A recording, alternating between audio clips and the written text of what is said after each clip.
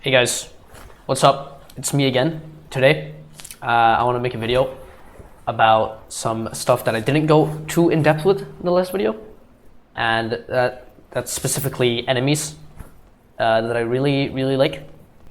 Also, before we start, I want to thank you guys for the support on the last video, because I've never even gotten that much views ever on like any video I've posted, and I have had some channels in the past, but I've never gotten, anything over like 200 views. I'm glad that people are just willing to just randomly tune in on me just, talking about random stuff. Thank you guys, thank you again.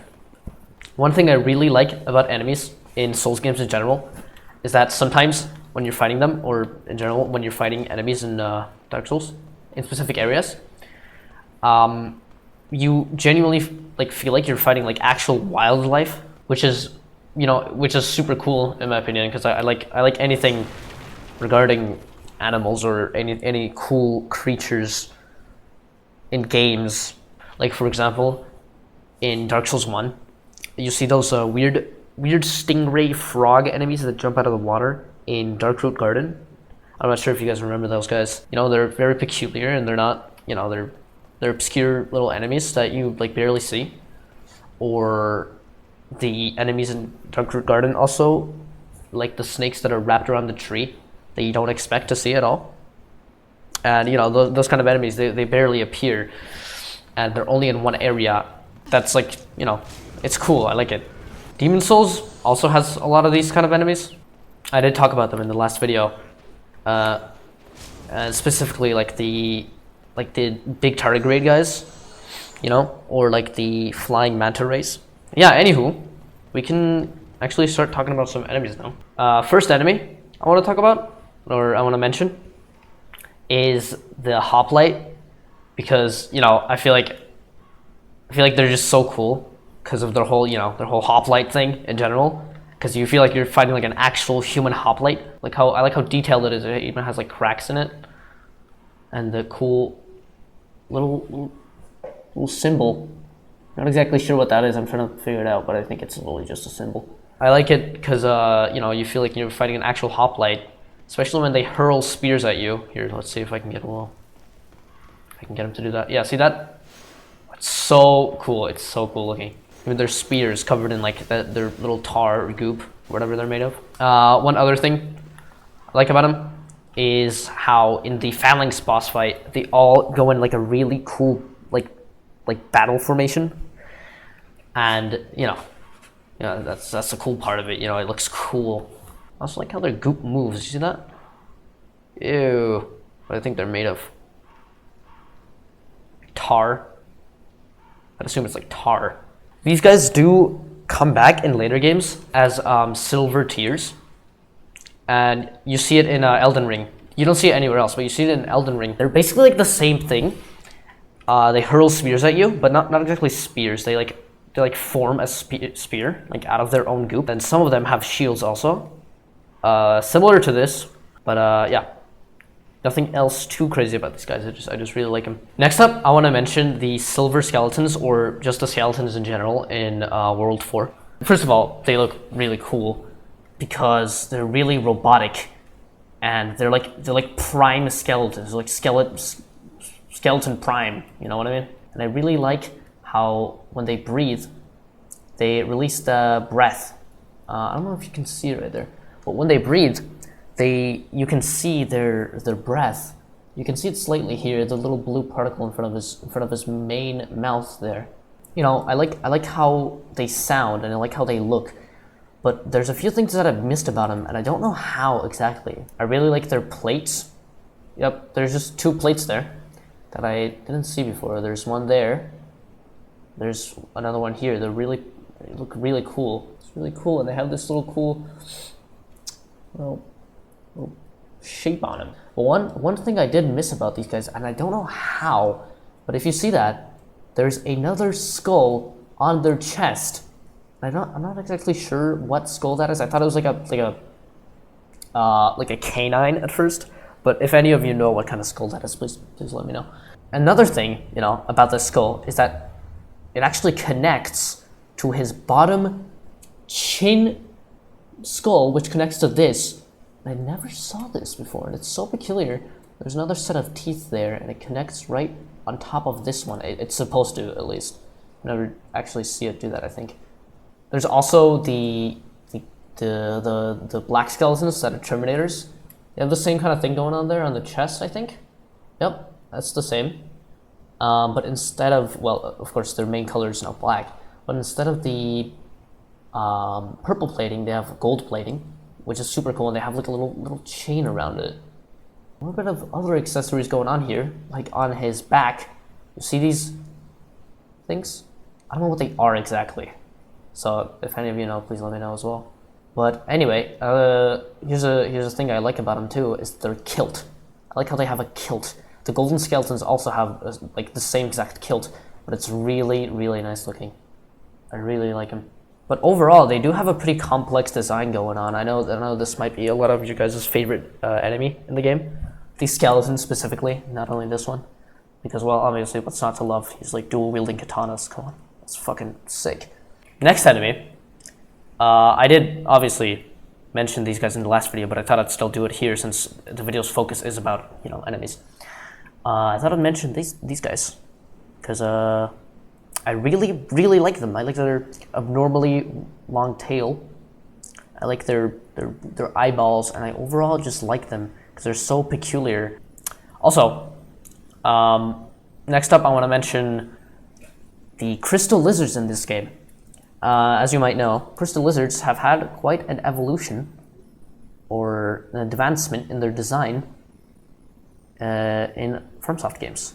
This is the first design they had, but I really like this one because it's literally just a lizard with like random crystals sticking out of it, and it's not like anything like too crazy going on. Because, you know, in Dark Souls 1, you see, or in Dark Souls, any other Dark Souls at this point, you see a big crystal in the middle of their body. And here it's just like a random gecko. It's really cute looking. I like how they move as well. It's really cute. Anyway, we're back in Boletaria, and I want to talk about these dog guys because I kind of like them. Obviously, at first sight, you see them, you look at them, they're just like dogs, really nothing special. When you look at their mouths, you take a closer look, you see these triple spike thing going on. It's like a mouth guard. They also shake. See that? They start shaking. I really like their mouth guard thing. Like this muzzle. Yeah, it is a muzzle, which is pretty peculiar. What's up with that? Anyway, next enemy I want to mention is the Imperial Spy enemy. Strange thing about them is that they really don't fit in with everything else, I feel like. One thing you guys might have noticed is their really peculiarly shaped knife. I'm not exactly sure if that actually like, resembles any like historical weapon. If any of you know, please let me know. But if you look at this knife and you look at their whole attire, and if you've played any of the future games, you might realize that these guys are really similar looking to the Black Knife Assassins, or should I say it's the other way around. The Black Knife Assassins look like these guys, but the Black Knife Assassins, they gave them a similar type of weapon, which is a really strangely shaped knife, kind of like this one, but the Black Knife does look a little bit more malformed than this. It's pretty cool. It's pretty cool. I like these guys.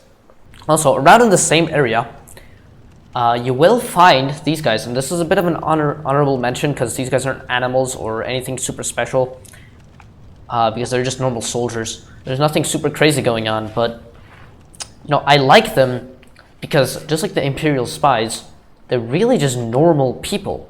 They're not hollowed. They're just kind of people. They have a really cool fit going on. Some of them have different stuff. Some of them have a kettle helmet on. They're really just kind of dudes. So I just thought I'd mention them because I do really like how they look and how they act. Definitely among my top something enemies. But yeah, that's about it for these guys. I want to move on to Valley of Defilement real quick, because one thing I really like about Valley of Defilement is how diseased and plagued everything is. It's one of the concepts I really like in games, where, you know, there's places or world building that gets really diseased or plagued. We got these guys, and I think they're ticks, or they're just really big mites. You don't even see them, super irrelevant. But they're really cool. They're just tiny little bugs. I didn't really notice these guys until recently. We're gonna move around. As we close up onto our next enemy here, you see how they're all swollen and stuff? These guys are little like, they're like mega ticks. I don't know if you see that before we kill them and take a closer look. I don't know if they're filled with blood, which I assume it would be blood, since they really resemble ticks, kind of. Let's take a closer look here. Yeah, they're really, really gross looking. Like, really gross.